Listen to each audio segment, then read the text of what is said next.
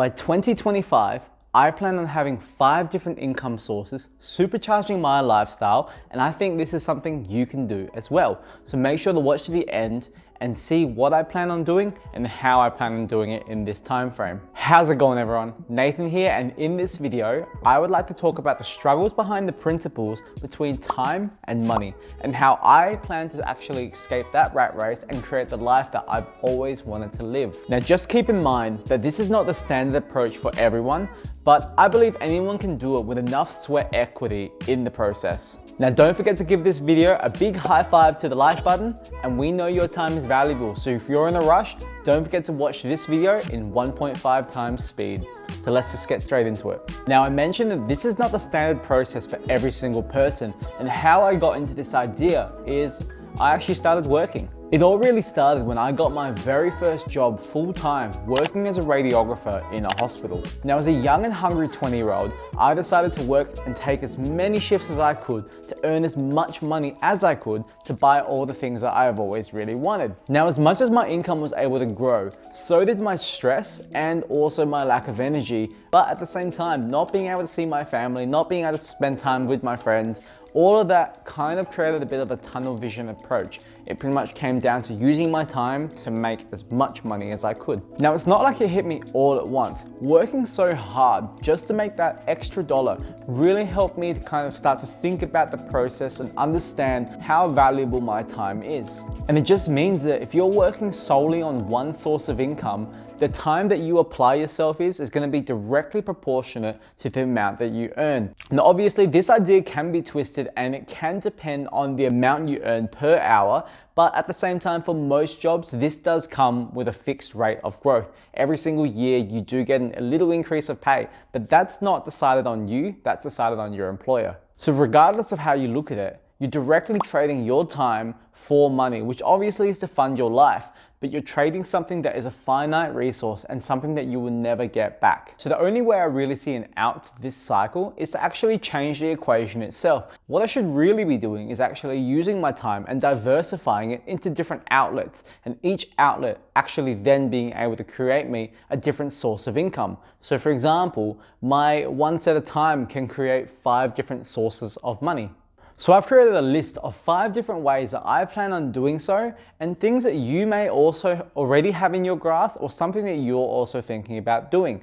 By the year 2025, I hope to actually go through each process and see whether I can turn it into another form of income for myself to be able to fund my own lifestyle. So the very first one is creating a services business. And the reason that this service business is actually quite beneficial, and the very first one I want to talk about, is because it's most likely what you're already doing.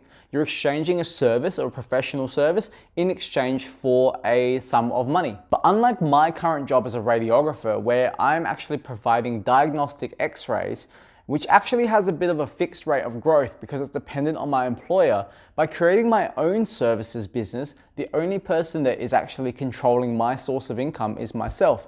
If I can work harder and increase the amount of services or increase the quantity that I provide, I can then increase the source of income that I receive. Now, I also really like this business model because it primarily refers to a business need.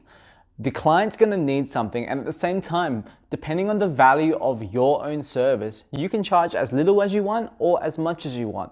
So a good example of that is just a graphics designer fresh out of uni charging $10 or $20 per logo versus Fortune 500 companies with their logos being able to get charged from graphics design agencies for, let's say, over $100,000. Now, the second business model that I'd like to tackle down is actually selling products online or online e-commerce. So that space itself last year has had crazy year-on-year growth, with last year hitting $4 trillion in overall sales. And when you think of e-commerce, you obviously and immediately think of Amazon.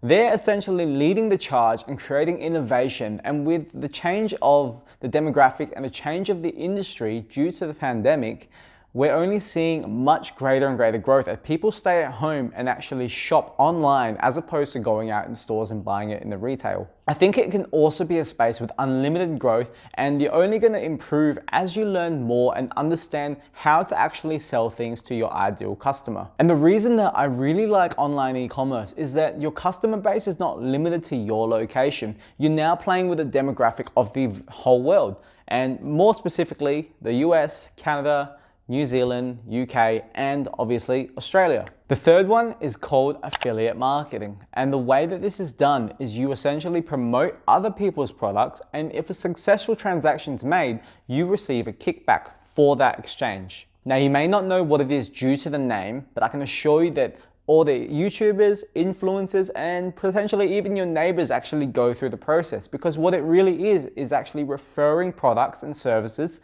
that you already use yourself. So if you can actually use something and you love the product itself, referring it is a natural process where you're going to tell all your friends and family about it as well. But the way that this one works as a business model is that you're receiving income as a result of that successful exchange. And that way you get to make the most of it by actually helping your family and friends use and improve their life while also improving your own life, because you actually get to make something as a result of that too.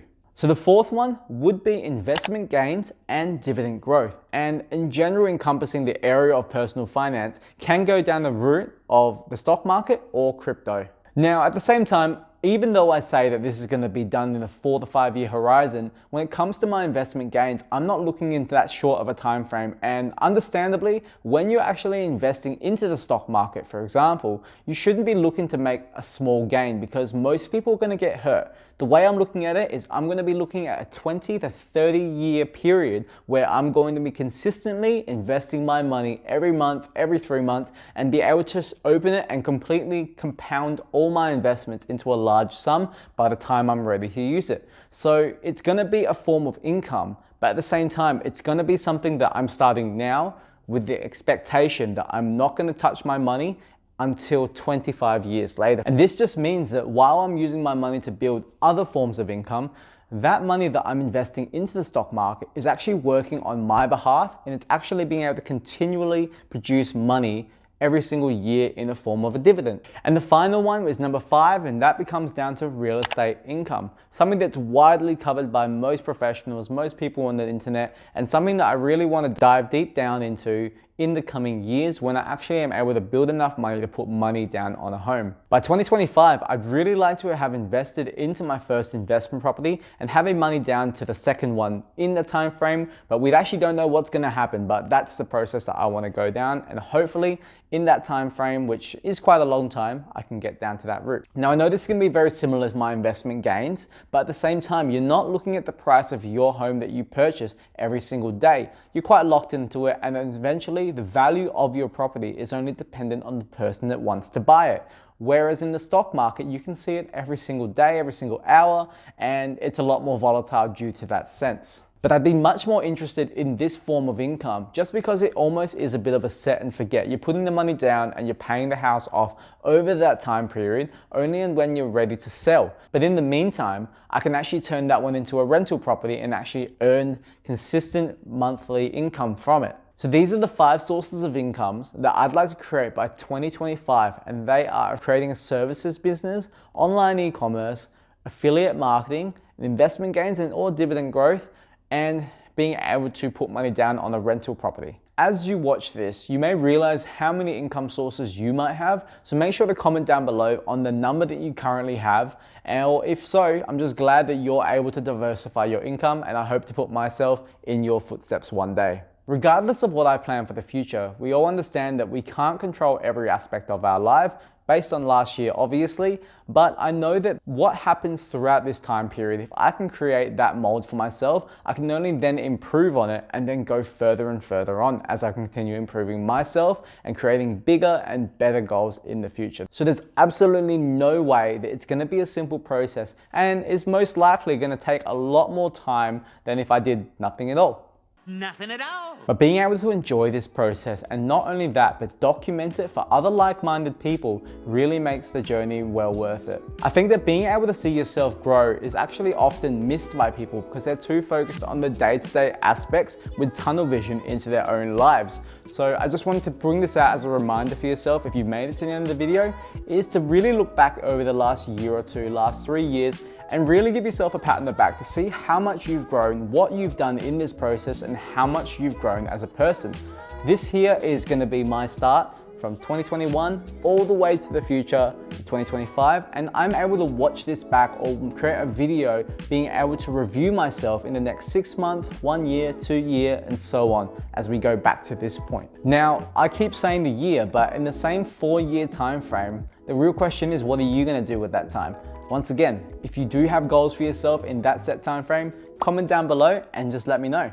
So if you've really enjoyed this video, I plan on posting weekly, so make sure to like this video and subscribe to the channel, and make sure you tap the little bell button to actually get notifications on when I do post a video. Until then guys, you guys have a good day and I'll see you soon.